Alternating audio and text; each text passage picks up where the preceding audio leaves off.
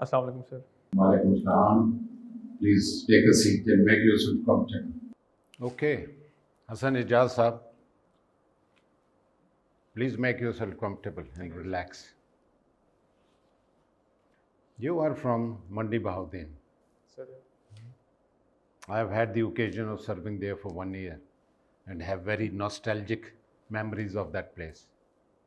Now, tell me, in district Mandi Bahauddin, there's a town called Phalia.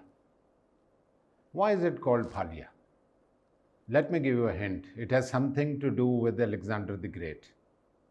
so basically, Alexander has a horse that rescued Alexander from a battlefield to a safer spot.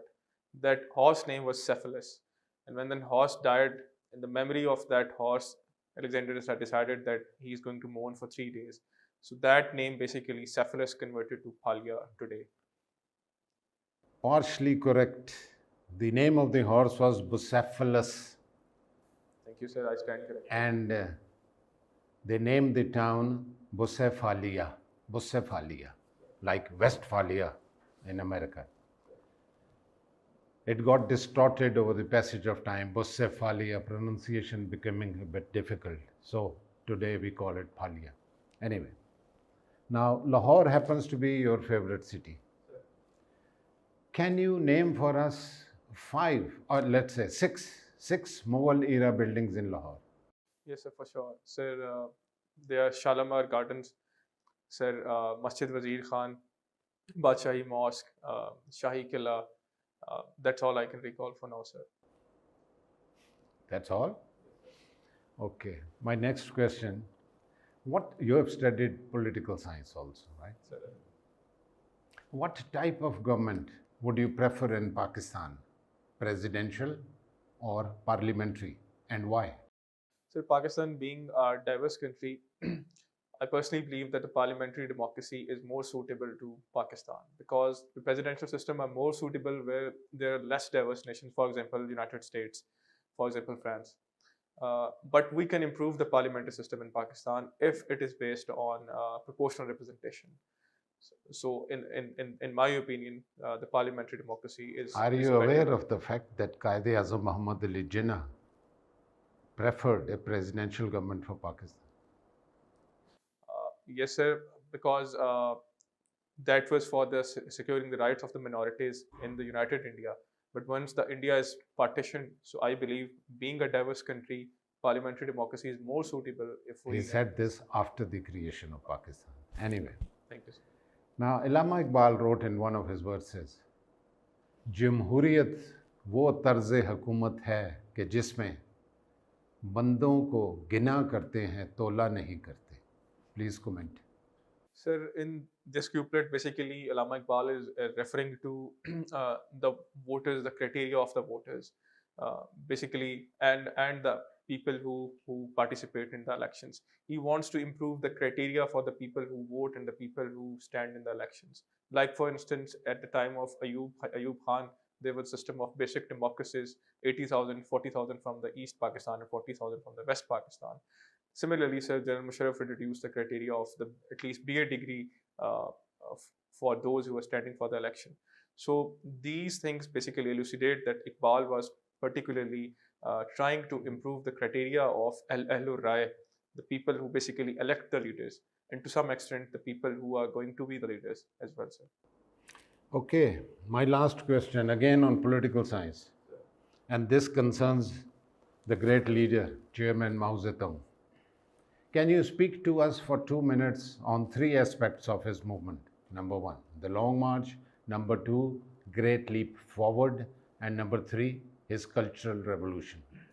Well, sir, at the moment I can't recall the nitty-gritties of these 3 events, but I can explain the gist of it if you please allow me. Sir, as far as sir the Long March is concerned, it was a march in the 1930s, which was around 6,000 miles, where Chairman Mao and his Red Army marched against the Chiang Kai-shek nationalist movement and nationalist people. Then coming to the Cultural They Revolution. didn't march against them, they were running away from them actually. Thank you, sir. I stand corrected, sir. Okay, continue. Then, sir, it comes the Cultural Revolution. That was basically to purify the communist revolution that came into the China. It was a socio-political cultural movement, but unfortunately, that includes bloodshed as well. That is why most of the human rights activists still condemn it. That it was more of a bloodshed than a cultural revolution. The third event, sir, was the Great Leap Forward. It was about the industrial plus agriculture revolution in the Chairman Mao's China, where the people collectively are working uh, to boost up the economy of China. But unfortunately, that landed into a mess, and a lot of people died because of the drought. Do you know how many people lost their lives during the Great Leap Forward? Sir, if I can make a guess, around 10 lakh people. Well, according to estimates, 30 million people died. Thank you, sir. I stand. Anyway, thank you. Over to you. America is a unique continent. A part of it is called melting pot of civilizations. And another part is the one which cherishes ancient civilizations. Which are these two parts? Can you enlighten us on that? So these are basically North and the South Americas. If we're talking about the ancient civilization, we can refer to the Incas of Peru and Aztecs of Mexico, the Mayas. But as far as the northern region is concerned, I'm sorry, I can't recall the exact names right now, sir. Okay, you've been talking about the ancient civilizations of South America. Can you throw some light on the salient features of these civilizations, for example, Aztec and so on and so forth? So basically, these were the civilizations based on the tribal system. That's all I can recall for the moment, sir. Okay, any mythological backgrounds that they had? Sorry, sir, I can't recall at the moment. Okay. South America has been a popular destination for the adventurous nations. Sir. For example, the Europeans, they were attracted towards South America. Sir. What was the reason for that? So the reason was 3G, which I say God, glory, and gold. And primarily it was gold that was found in the Mexico that attracted Spanish first, and then after Spanish, most of the nations followed the coast, be it the Dutch or the English. So it was primarily the resources that were resources rich South America. That was the primary reason for those voyages of the European nations into the South America.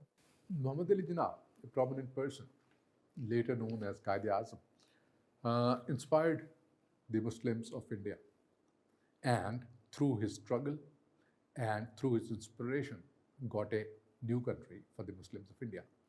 Can you talk about his leadership style? So basically, 𝙊𝙀𝙀 Muhammad Ali Jinnah was the leader of the rights of the minorities. Up till the Cabinet Mission Plan 1946, he was not in the favor of the partition of the subcontinent. All he wanted was to secure the rights of the minorities in the United India.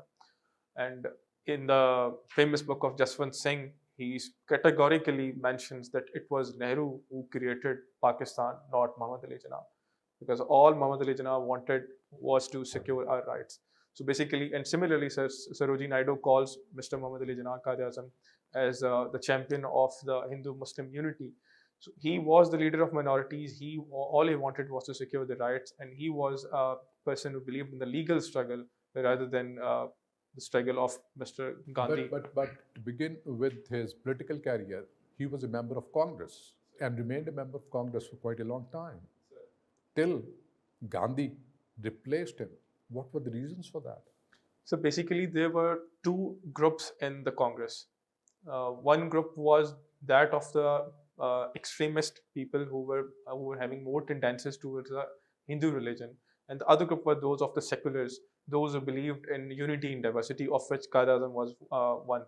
So when he thought that the other group is taking hold, and perhaps Mr. Gandhi is using the Hindu religion and nationalism to propagate his cause of the freedom of India, so he then thought that perhaps Congress has no further room for him. And sir, let me add, there was also a party known as Swaraj Party, which he joined as well. Later on, which Mr. Gandhi persuaded, and the party disbanded and again became part of the Congress. So it was a constant journey of evolution of Muhammad Ali Jinnah, where first he was the champion of the Hindu-Muslim unity, rights of the minorities, and then after seeing the behavior of the masses there, he understood that only a separate homeland is the solution for the people of subcontinent.